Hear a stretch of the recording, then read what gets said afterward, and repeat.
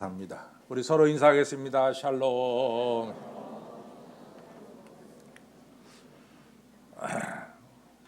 이 여러분들 9시 반 예배 나올 때 비 왔어요? 비 그쳤죠? 예. 아침에 7시 예배는 나올 때는 비가 왔었습니다. 그래서 이제 바람도 몹시 불었어요. 그러니까 비바람이 부는 아침이었습니다. 그래서 제가 나오면서 그런 생각을 했어요. 야, 오늘 아침 좀 갑작스럽게 이렇게 비바람이 쌀쌀하게 부는구나 그런 생각을 하면서 저야 뭐 가까우니까 쉽게 나오지만은 우리 교회 성도님들은 멀리서 나오시는데 편안하게 잘 나오셔야 되겠다 이런 생각을 갖습니다. 그러면서 이제 우리가 부모님들이 옛날에 너 젊었을 때 공부해야 된다. 근데 이 참 그 말이 굉장히 소중한 게 뭐냐면은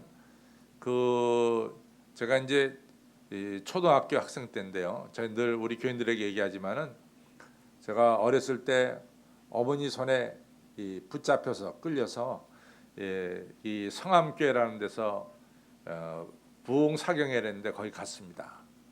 근데 그때 강사 목사님 강사 선생님 누구였냐면은 신사원 박사님이라고 연세 드신 분들은 아실 텐데 그분이 서울대학교 종교학과 교수님이었는데 그분이 이제 부흥사경에 인도하는데 그날이 수요일날 저녁이었습니다. 수요일날 저녁인데 그날 비가 몹시 내렸어요. 그래가지고 월화보다는 수요일날이 좀 적게 왔습니다. 그랬더니 이 신상원 박사님 뭐라고 얘기하시냐면 여러분들 예수님이 재림하시는데 재림하시는 예수님이 언제 오시는지 아십니까? 그래요. 근데 지금도 2014년인데도 여러분 물어보면 대답 잘 안 하는데 1960년대 무슨 얘기를 했겠어요. 그러니까 전부 다들 입 다물고 있는데 신사원 박사님 말씀하시기를 예수님은 비 오는 날, 추운 날, 수요일 날 밤에 예수님 오십니다. 근데 그 한마디가 사실은 어렸을 때 제가 들은 얘기인데 그게 평생을 가는 거예요. 평생을. 목사님도 때로는 새벽 집회하기 싫을 때가 있습니다.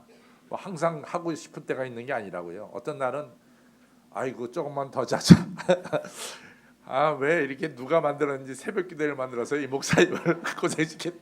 뭐 이런 때가 없잖아. 있습니다. 근데 이제 그럴 때 불현듯 이 말씀이 제 머리에 스쳐가는데 강 목사야, 예수님 언제 오신지 아냐? 네가 가장 싫어하는 날, 그날 예수님 오신단다. 이런 생각이 들었어요. 그 생각 들면은 그냥 잠자리에서 버덕 일어나가지고 그리고 교회로 나오죠. 오늘 이 비오는 날, 이 초가을인데 가을인데 너무 초겨울처럼 추운 이 귀한 날에 다 예수님 만날 줄로 믿습니다. 다 우리 서로 인사해서 은혜 받읍시다.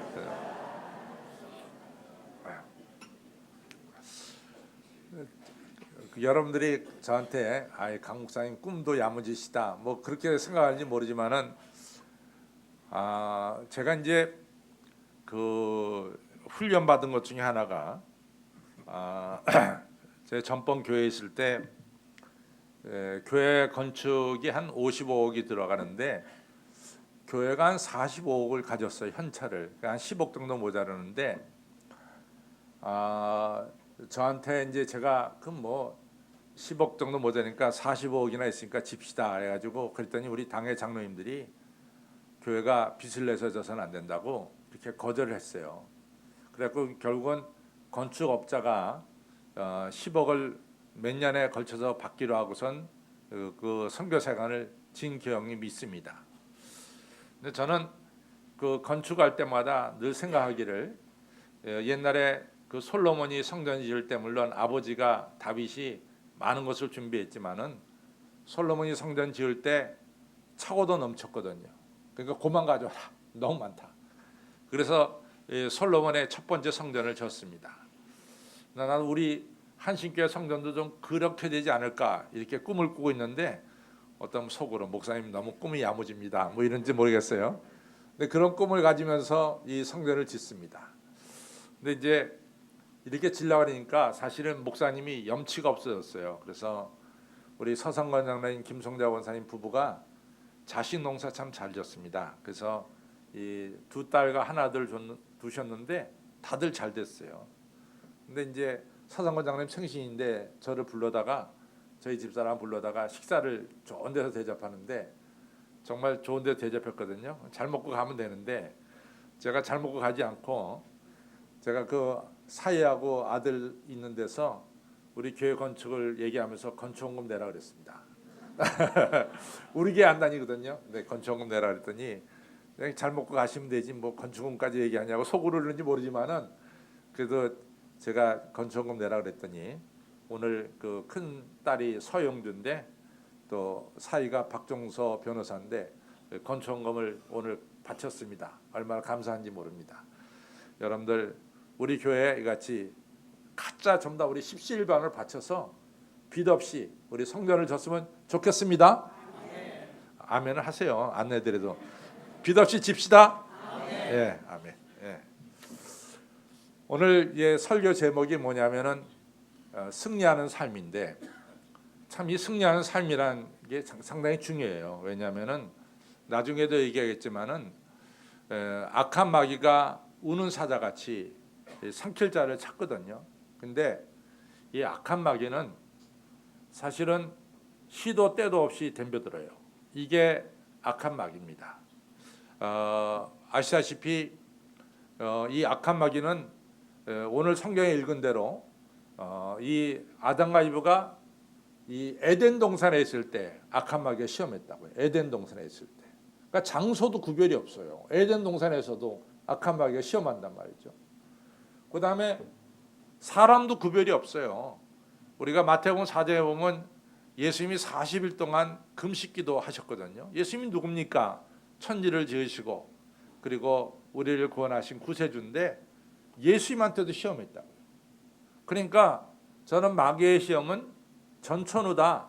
이거는 뭐 구분이 없다. 이렇게 생각합니다. 전천후로 시험하죠. 그래서 특별히 마귀는 여러분과 저가 죄악 가운데 있을 때는 상대도 안 해. 이미 다 죄악 가운데 있으니까. 건드릴 필요가 없어. 건드리지 않아도 죄악 가운데 있으니까. 그러나 마귀 사탄은 오늘 이같이 은혜로운 예배 시간에도 시험하고 여러분들이 좀 더 경건하게 살려고 할 때 더 시험하고 마귀의 시험은 전천후 구별 없이 언제든지 시험합니다. 이러한 악한 마귀 시험에서 싸움에서 여러분과 저가 늘 승리하기를 주님의 이름으로 축원합니다. 그 전쟁에서 승리한다 그러면은 다른 사람 몰라도 제 머릿속에 전쟁에 승리하면은 제일 먼저 떠오르는 게 뭐냐면 저는 골리앗과 다윗의 싸움이에요. 뭐 사람마다 다른 게 있겠지만은 뭐 예를 들어서 또 어떤 분들은 노르망디 상륙 작전이다, 뭐 인천 상륙 작전이다, 뭐 이렇게 얘기도 하시는 분들도 없잖아 있겠지만은 저는 전쟁에서 승리하면은 그냥 탁 튀어오르는 게 사무엘상 17장에 나오는 다윗과 골리앗의 싸움입니다. 근데 다윗과 골리앗의 싸움을 잘 보면은요, 이때 이제 블레셋이 말이죠, 엄청나게 밀고 이 이스라엘을 쳐들어왔어요. 근데 그 사정을 좀 이렇게 얘기해 보면은 여러분들이 성경 말씀을 충분히 이해할 수가 있습니다. 왜냐하면 이 블레셋은요 사실은 팔레스틴 원주민이 아니에요. 그 땅에 원래 살던 사람들이 아닙니다. 이 블레셋은 사실은 저 북유럽에 살던 사람들이에요. 스칸디나비아 반도에 살던 분들입니다. 노르웨이, 스웨덴, 핀란드, 덴마크 이쪽에 살던 분들이 바로 이 블레셋의 원조입니다. 이분들이 겨울에는 굉장히 춥잖아요. 그 동네가 겨울에는 동토입니다. 그러니까 이분들이 겨울에 농사를 지을 수가 없어요. 그러니까 배를 타고 이 남쪽으로 지중해 쪽으로 내려옵니다. 그래서 여러분들 대부분의 아주 큰 그 배들 있잖아요. 크루즈 엄청난 큰 배들. 그 배들이 다 어디서 만들어진지 아세요? 대부분의 그 배들은 노르웨이 아니면 스웨덴에서 만들어져요. 그러니까 그 옛날부터 이들은 배를 잘 만들었어요. 그래서 이 배 만드는 기술이 탁월했습니다. 그래서 그 배를 타고 지중해에 내려와서 지중해 물건 싣고 가는 배를 공격해서 물건 빼앗는 이런 일들을 했어요. 그러니까 해적이죠, 해적. 근데 이런 사람들이 딱 항구에 도착해서 정차한 곳 보니까 지중해 해변에 팔레스틴 땅이 참 좋단 말이에요. 따뜻하고. 거기 정착한 거예요, 블레셋 사람들이. 그래서 블레셋 사람들의 정착 지역은 전부 다 지중해 해변가를 끼고 있습니다. 해변가를. 그래서 뭐 가드, 가사, 에그론, 아스글론 이런 지역이 다 해변가를 끼고 있어요. 지중해 해변가를. 이제 이 사람들이 지중해 정착을 해가지고 점점점 육지로 들어가잖아요. 그런데 이스라엘은 이 사람들에게 상대할 수가 없어요. 왜냐하면은 이 블레셋 사람들은 벌써 배 타고 세계를 누비는 사람이니까 이 문명이 훨씬 더 발달됐다고요. 그래서 제가 지난번에도 얘기했지만은 이 블레셋 군대는 전부 다 철로 된 창과 방패를 가졌어요. 칼을. 근데 상대적으로 이스라엘은 철로 된 무기를 가진 사람은 딱 두 사람이야. 다윗과 요나단밖에 없어요. 상대가 안 된단 말이지. 근데 엄청난 이 블레셋 군대가 자꾸만 이스라엘 진영으로 밀고 들어오면서 대치하는 그런 장면이 오늘 본문에 나오죠. 어디서 대치하게 됐냐면 엘라라고 하는 골짜기를 두고 이쪽은 블레셋, 저쪽은 이스라엘 이렇게 대치되고 있었어요. 근데 이제 블레셋에서 아주 유명한 장수 골리앗이 나옵니다. 골리앗의 크기를 오늘 성경은 말했는데 6규빗 한 뼘이라 그랬어요. 그러면은 한 규빗 하면은 45cm 한 규빗. 한 규빗은 어디냐면은 여기서부터 여기가 한 규빗입니다. 옛날에 한 규빗은 이렇게 이거 갖다가 한 규빗이라 그랬어요. 근데 이거 다 사람마다 다 다르니까 이게 좀 정확하지 않았는데 이게 정확하게 히스기야 터널에서 발견됐어요. 한 규빗이 몇 센치라는 게. 이게 45cm예요. 이 45 곱하기 6 하면은 그리고 한 뼘이니까 한 뼘을 20cm로 칩니다. 그러니까 290cm가 나와. 290cm. 2m 90cm죠. 그러니까 엄청난 큰 거예요. 여러분들 옛날 사람들이 지금 사람들보다 컸을까요? 작았을까요? 작았습니다. 작았습니다. 왜냐하면은 여러분들이 뭐 그냥 엄청나다 이렇게 생각하는데 여러분들이 유럽 같은데 왕궁에 가서 보면은 왕의 그 침실을 보면은 침대가 작아요. 그래서 그걸 보면은 아 옛날 분들이 지금 분들보다는 좀 작았다 이렇게 우리가 알 수가 있죠. 그러니까 이스라엘 사람들 원래 중동 사람들은 사실은 크질 않습니다. 여러분들 중동에 가서 보면은 특별히 이스라엘 사람들 보면 별로 큰 사람들이 많지 않아요. 키신저도 그렇게 큰 사람이 아닙니다. 그렇죠? 이렇게 이스라엘 계통의 사람들이 크질 않아요. 그러니까 이제 다윗도 큰 사람이 아니죠. 이 골리앗과 다윗과의 이게 전쟁이 일어난 거죠. 근데 골리앗이요 40일 동안을 나와서 야 너희 믿는 하나님 어디 갔냐? 하나님 좀 나오라 그래. 하나님 어디 소풍 갔냐? 어떻게 안 보이냐? 하나님 나오라 그래라. 너희들 하나님 계시다면은 너희 어떻게 맨날 우리한테 맨날 지고 사느냐? 우리 신 다곤이 오니까 하나님이 무서워서 도망갔나 보다. 뭐 별 얘기를 다 하면서 하나님을 모욕하고 이스라엘 군대의 길을 칵 꽂고 놓습니다. 누군지 한 명 나와서 싸워봐. 나와서 싸워서 이기면은 우리 땅을 니네가 가져가고 나와서 싸워서 니네가 지면은 니네는 전부 다 우리가 포로해야 될 거다. 뭐 이러면서 40주야를 갖다 떠드는데 사울이 꼼짝 못해요. 사울이 그 당시 사울이 왕인데 그 얘기도 꼼짝 못해요. 사실은 그 정도 얘기 들으면은 에라 모르겠다. 내가 죽으면 죽었지. 내가 나가서 싸운다. 그래서 싸울 수도 있는데 사울이 꼼짝 못해. 40일 동안 쥐 죽은 듯이 꼼짝 못하고 이 모욕스러운 이야기를 다 듣고 있었어요. 그때 이제 어린 다윗이 8번째 아들 아니에요.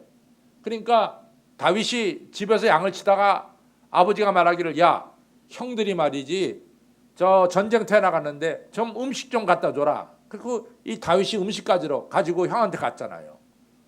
다윗이 그 얘기를 들었어요. 이 골리앗이 하나님 모욕하는 소리를 들었다고. 하나님 뭐 낮잠 자느냐? 하나님 도망갔느냐? 하나님 겁을 벗어 먹었느냐? 뭐 별 얘기를 다 들었어요. 그때 다윗의 마음속에 감동이 생겼습니다. 어떻게 인간이 창조주 하나님을 모욕할 수가 있느냐? 어떻게 저 할례받지 못한 인간이 어디 전능하신 하나님을 저렇게 모욕할 수가 있느냐? 다윗의 마음속에 그 얘기를 들을 때 분노가 생겼습니다. 이럴 수는 없단 말이야. 어떻게 인간이 하나님을 모욕할 수 있느냐 이거죠. 이래가지고 다윗이 그 마음을 가지고 사울 왕에게 찾아갔어요. 제가 저 골리앗과 싸우겠습니다. 사울 왕이 말합니다. 너 너무 어려. 너 너무 소년이다. 너 안 된다. 그러니까 다윗이 두 가지를 정확하게 얘기합니다. 제가 집에서 이 양을 치는 목동에 불과합니다. 제가 한밤중에 양을 칠 때 때로는 곰이나 사자가 와서 어린 양 새끼를 물고 가요. 저는 그때요 가만히 있지 않습니다. 상대방이 곰이고 상대방이 사자라 할지라도 어린 양 새끼 물고 갈 때 저 가만히 있지 않습니다. 달려가서 그 곰의 입을 열어가지고 어린 양을 빼오고 사자의 입을 열어서 제가 어린 양을 빼옵니다. 그때 만약에 사자가 저를 공격하려고 덤벼들면은 전 사자의 수염을 잡고 그 사자를 죽였습니다. 제가 이같이 어린 양을 지킬 때 하나님께서 저와 함께 하셨고 하나님께서 저를 보호해 주셨고 은혜를 베풀어 주셨습니다. 다윗은 하나님은 누구냐? 다윗은 정확해. 어떻게 할례받지 않은 인간이 살아계신 하나님, 지금 이 자리에 계신 하나님을 모욕할 수 있느냐 이거죠. 이것이 다윗의 분명한 신앙이에요.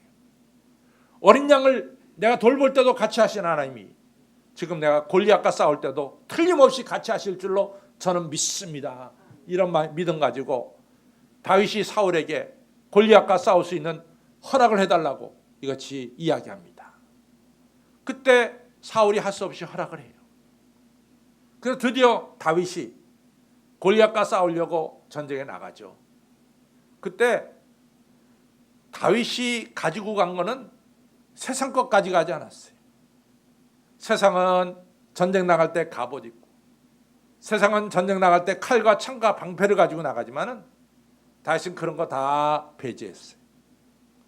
여리고성을 점령할 때 이스라엘 백성들은 사다리 가지고 여리고성에 타고 올라가려고 한 것이 아니라 하나님의 방법대로 하루에 한 바퀴씩 7일을 돌고 마지막 날 7바퀴 돌았을 때 여리고성이 무너진 것처럼 다윗도 하나님 방법대로 물맷돌만 가지고 갔습니다. 저기서 골리앗이 오면서 야 나를 무슨 뭐 이같이 개로 하느냐 어떻게 이제 어린 것을 내보내느냐 그래 조롱했어요. 그러면서 다윗은 이 골리앗은 말하기를 오늘 내가 너를 갖다가 잡아서 이 공중의 모든 새들의 밥이 되게 하겠다 그렇게 얘기했어요. 그때 다윗은 말합니다. 여보시오 당신은 칼과 창과 단창으로 내게 오지만 나는 만군의 여호와의 이름으로 당신에게 갑니다 하고 물맷돌 던지니까 그 물맷돌이 그냥 골리앗의 정수리에 박혀서 골리앗이 넘어졌습니다. 여러분 다윗의 승리는 정확하게 세 가지가 있었어요. 첫째는 하나님의 모욕하는 소리를 듣고 들을 수 없었습니다. 저래서는 안 된다는 그런 마음을 가졌어요. 골리앗에 대해서 조금도 무서워하는 마음이 없어요. 너 그러면 안 돼 하는 분명한 마음을 가졌어요. 그리고 하나님께서 언제나 자기와 함께 하신다고 하는 확신을 가졌어요. 그리고 나가서 싸울 때 세상의 방법이 아닌 하나님의 방법으로 싸워서 승리한 것을 볼 수가 있습니다. 사랑하는 성도 여러분, 다윗이 골리앗을 물리친 것처럼 오늘도 여러분과 저는 우리 삶 속에 있는 여러 가지 문제들을 능히 이기시는 승리하는 믿음의 사람들이 되시기를 주님의 이름으로 축원합니다. 오늘 성경에 보면은 마귀는 어떻게 시험하는가 아주 정확하게 잘 나와요. 그냥 3장 1절로부터 7절을 그냥 쭉 읽어나가면은 별로 발견하지 못하지만은 자세히 읽어보면은 사탄이 우리를 어떻게 시험하는가를 정확하게 알 수 있어요. 첫째 사탄은요, 제일 먼저 우리 마음을 공격합니다. 우리 마음을 공격해요.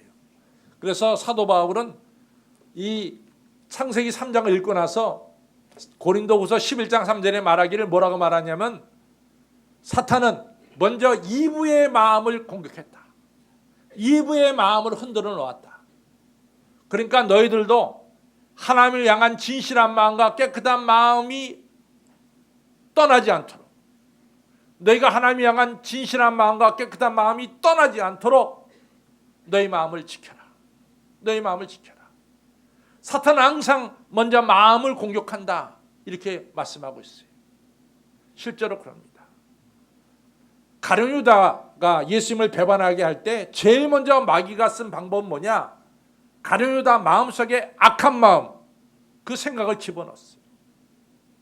항상 사탄은 먼저 우리의 마음과 우리의 생각 속에 잘못된 생각, 잘못된 마음을 집어넣는데도요. 그래서 우리의 마음을 지켜야 됩니다. 그래서 여러분과 저는 마음을 먼저 지켜야 돼요.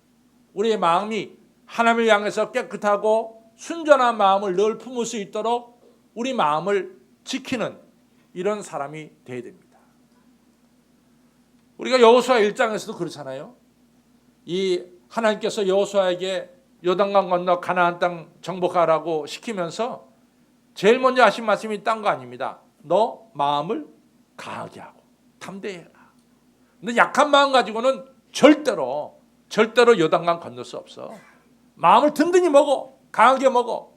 하나님이 너와 함께 하는 것이 아니냐. 그 마음 먹고 단단히 해라. 여러분들 우리의 마음과 생각을 지키십시오. 허망한 생각을 품지 마세요. 자꾸만 허망한 생각은 사탄이 우리에게 가져다 줍니다.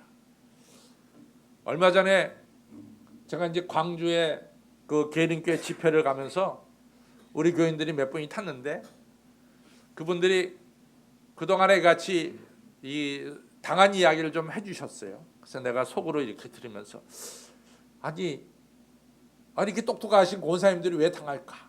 내가 생각했어요. 근데 그 권사님 얘기하는 게 자기가 당할 때 어떻게 당했냐면 어떤 사람이 와서 저한테 말하기를 1억만 맡기면은 1년에 4천만 원 이자 주겠다 그래서 자기가 맡기기 시작해서 홀딱 망했다는 거예요.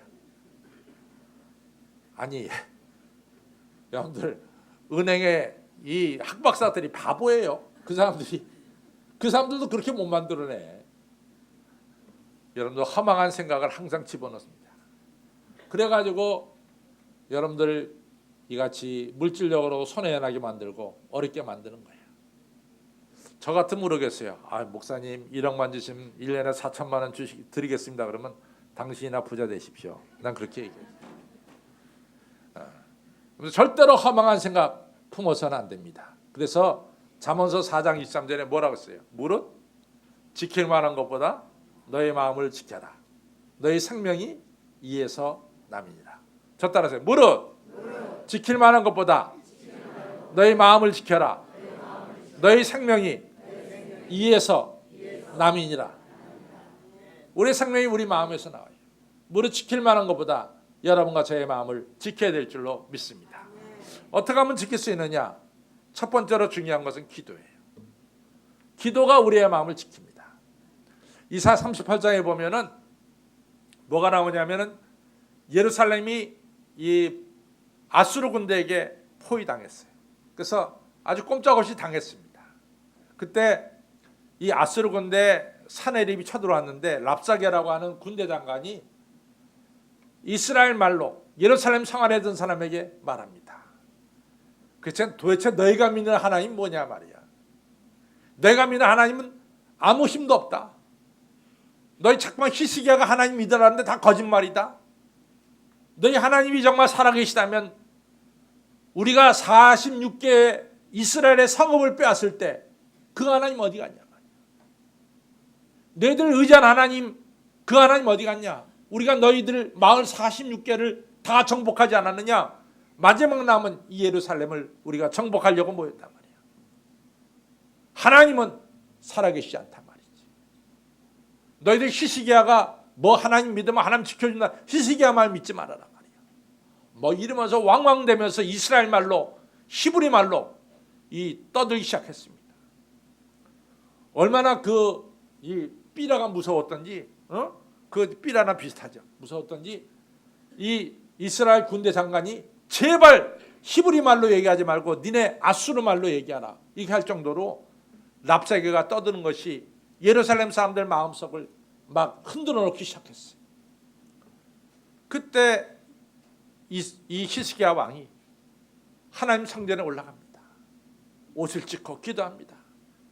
천지를 창조하신 하나님, 만물을 다스리신 하나님, 저 랍사게가 떠드는 것을 다 들으신 하나님, 하나님 이 백성을 궁결히 여겨주시고 역사하여 주시고 만 백성이 살아계신 하나님을 오늘 눈으로 볼 수 있도록 역사하여 주시옵소서. 유명한 기도가 이사야 이 38장에 나옵니다. 이같이 기도할 때 약한 마음이 강한 마음 되고 이같이 담대한 마음으로 기도는 바꿔주는 거죠. 여러분들 기도는 우리에게 담대한 마음을 먹게 합니다. 예수님도 밤이 새도록 기도하셨어요. 예수님도 제자들 세우기 전에 먼저 기도하셨고 예수님도 예루살렘 올라가기 전에 다봇산에 올라가서 기도하셨고 내일 십자가 지기 전에 목요일날 밤에 예수님도 이 감람산에 가서 땀방울이 핏방울도록 기도하셨습니다. 성도 여러분, 우리 마음 흔들릴 때 기도하시기를 바랍니다. 강하고 담대한 마음을 품으시기를 바랍니다. 그것이 중요한 거예요. 기도는 우리의 마음을 강하고 담대하게 만들어 주십니다. 꼭 기도하시기를 바랍니다. 또 한 가지, 이브가 잘못한 게, 하하가 잘못한 게 뭐냐면은 하하가요 이 마귀하고 대화를 나눴습니다. 마귀하고 타협합니다. 우리가 신앙생활하면서 중요한 게요, 우리가 버릴 것은 버려야 돼요. 취할 것은 취해야 돼요. 베드로가 왜 넘어졌습니까? 베드로가요, 이같이 베드로가 불 쬐 때 주변에 있는 사람들이 다 예수님 잡아 죽이려는 사람들이 다 모였어요. 왜 하필이면 베드로가 그 자리에 갔냐고. 왜 악한 자들 틈에 베드로가 꼈냐고. 그게 베드로로 하여금 예수님을 3번 부인하게 만들었습니다. 여러분들, 중요한 것은 우리가 수많은 사람들을 만나는데 우리가 만나는 사람들에게 있어서 좀 정리할 필요가 있어요. 여러분들, 악한 일을 꾀하는 사람하고 만날 필요가 없어요. 그 사람 만나는 건 잘못된 거야. 하나님을 그렇게 부정하는 사람들과 만날 필요도 없어요. 복 있는 사람은 악인의 꾀를 쫓지 않고 죄인의 길에 서지 않고 오만한 자의 자리에 앉지 아니하고 오직 주 여호와의 율법을 주야로 묵상하는 자라다. 우리가 만나는 게 좀 중요해. 이같이 세상의 죄악과 자주 만날 필요가 없습니다. 타협할 필요가 없습니다. 이브가 그래서 실패한 거예요. 그래서 빌립보서 4장 8절에 뭐라고 말했냐? 너희들 말이야, 항상 너희 마음을 참되고 정결하고 순결한 마음을 품도록 노력을 해라. 세상 죄악과 타협하지 말아라 말씀하고 있어요. 여러분들 신앙생활에 크게 도움이 되고 여러분들 경건생활에 크게 힘이 되는 사람들을 자주 만나시기를 바랍니다. 세 번째로 우리 마음을 지키는 세 번째 방법은 우리가 예수님 바라봐야 돼요. 예수님 바라보는 것이 우리에게 이기는 길이에요. 브랜디노라고 하는 유명한 순교자가 있어요. 이 세계에 순교자 2명을 꼽아라. 그럼 폴리캅하고 브랜디노예요. 폴리캅도 그랬잖아요. 당신 말이야, 한 번만 하나님 모른다 그러고 로마 황제가 신이라고만 고백해. 그때 이 폴리캅은 예수님을 바라보면서 예수님이 내 나이 86년 동안 한 번도 예수님은 저를 모른다 한 적이 없습니다. 나를 바라보시는 예수님 앞에서 내가 어떻게 예수님을 모른다 할 수 있습니까?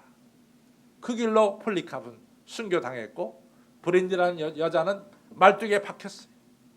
그 여자는 이제 맹수에 의해서 이제 살과 이 몸이 이제 먹히게 됐어요. 근데 브랜디라는 여자는 말뚝에 뒷선이 박히면서 이같이 곧 짐승의 밥이 될 텐데 하늘을 쳐다봤어. 예수님을 쳐다봤어요. 그리고 기도를 합니다. 사자가 감히, 맹수가 감히 입을 벌리지 못했다고 합니다. 성도 여러분들, 어떤 경우에도 예수님 바라보시면은 마귀 사탄은 물러갈 줄로 믿습니다. 제가 강하고 담대한 마음을 먹는데 세 가지를 얘기했어요. 첫째는 기도고, 두 번째는 우리의 마음을 청결하게 가져가는 것이고, 세 번째 뭡니까? 예수님 바라보는 거예요. 마귀가 우리를 시험하는 두 번째 방법은 뭐냐? 여러분과 제가 알고 있는 성경 말씀 가지고 시험해. 참 중요한 거예요. 성경 말씀 가지고 시험합니다. 오늘 잘 보세요. 하나님께서 에덴 동산을 아담과 이브에게 주시면서 딱 두 가지를 금했어. 하나는 뭐냐면 생명을 알게 하는 나무와 그 다음에 선악을 알게 하는 나무의 실과는 먹지 말아라. 생명나무와 선악을 알게 하는 나무는 먹지 말라 그랬어요. 나머지는 다 먹어도 좋다 그랬어요. 근데 오늘 마귀가 이불을 딱 건드리는 말이 무슨 말인지 아세요? 하나님이 동산 전체에 있는 나무를 실과를 너희더러 먹지 말라고 했느냐 이렇게 물어봤어요. 이것은 뭐냐? 네가 얼마만큼 하나님 말씀을 알고 있느냐 그것을 시험한 거예요. 항상 악한 마귀는 여러분과 저가 성경 말씀을 얼마나 제대로 알고 있나 이걸 시험하고 있어요. 두 번째 시험한 건 뭐냐? 이 동산 중앙에 있는 실과를 먹는 날에는 하나님은 정령 죽으리라 그랬어요. 근데 마귀는 뭐라고 말하냐? 죽지 않는다. 하나님 말씀 바꿔버려. 죽지 않는다. 세 번째는 뭐라고 얘기하느냐? 네가 이 중앙에 있는 선악을 알게 하는 나무를 먹는 날에는 너 하나님과 같이 되어서 선악을 분별하게 될 것이다. 우리가 가지고 있는 성경 말씀을 가지고 사탄은 시험합니다. 그래서요, 저는 우리 개신교가 잠깐만 왜 이단이 생겨나느냐? 근데 사실은 우리에게 약점이 있어요. 여러분들 이 설교 하나 가지고 신앙생활을 다 하려고 든다고. 실은 그게 아니에요. 설교는 설교대로 듣는 거야.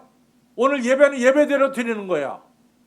동시에 여러분들은 여러분들 나름대로 성경 말씀을 읽고 배워야 될 줄로 믿습니다.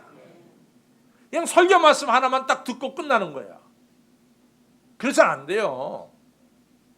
여러분들 하나님 말씀을 읽고 마음에 새겨야 될 줄로 믿습니다. 말씀을 가져야 돼요. 그리고 또 한 가지 중요한 것은요, 이 말씀에 확신을 가져야 돼. 말씀을 확실히 믿어야 되는데도 여호수아 갈렙이 이같이 가나안 땅에 들어간 이유는 하나님의 약속을 믿었어요. 저 땅은 우리 것입니다. 누가 뭐래도 우리 것입니다. 하나님 우리에게 주기로 약속했습니다. 틀림없이 우리가 그 땅을 차지할 것입니다. 믿었어요. 그래서 이겼대도. 여러분들이 믿는 하나님 말씀에 대해서 흔들리지 마시고 확신을 가지시기를 바랍니다. 그것이 승리하는 비결이에요. 예수님도 마귀 사탄의 시험에서 어떻게 이겼어요? 돌이 떡이 되게 하라 할 때 사람이 떡으로만 사는 것이 아니라 하나님 말씀으로 산다.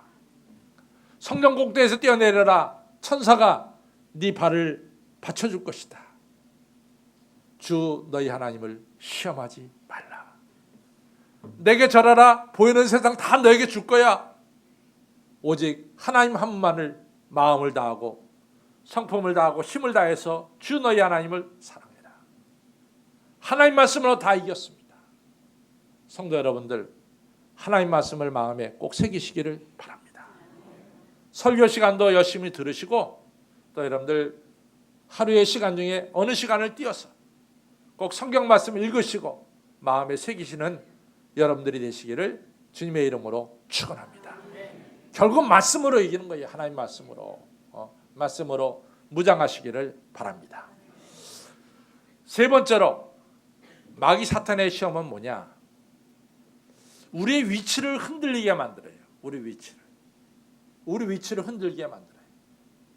근데 위치를 지키면은, 자기 자리를 지키면은 마귀를 이길 수 있어요.